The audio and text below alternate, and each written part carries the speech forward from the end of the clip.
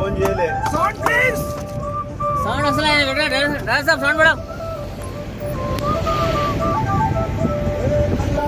college పాపదుడు Yellareddy కూడా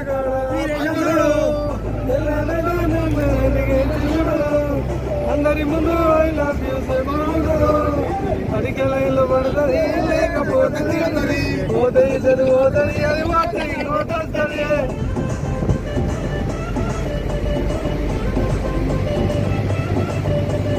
నల్లగల్ల అద్దాలు తొడిగిన పోరి పడత లైన్లో పడుతుంది లేకపోతే